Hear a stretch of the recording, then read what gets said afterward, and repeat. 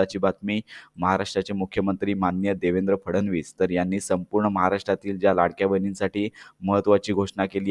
तर लक्षात घ्या, संपूर्ण महाराष्ट्राच्या लाडक्या बहिणींसाठी डिसेंबर महिन्याचा 6वा हप्ता कधी मिळेल याच्या प्रतीक्षेत होत्या. तर यावर महाराष्ट्राचे मुख्यमंत्री माननीय देवेंद्र फडणवीस तर यांनी पूर्णविराम दिलेला आहे. विधानसभेमध्ये सांगितले की अधिवेशन संपल्या सर्व महाराष्ट्रातील ज्या लाडक्या बहिणी आहेत तर त्यांना यापूर्वीचे हप्ते मिळाले अशा सर्व लाडक्या बहिणी यांच्या बँक खात्यामध्ये डिसेंबर महिन्याचा 6वा हप्ता लगेचच जमा करण्यात येणार आहे, अशी त्यांनी स्पष्ट घोषणा केली. यापूर्वीच आपण पाहिले होते.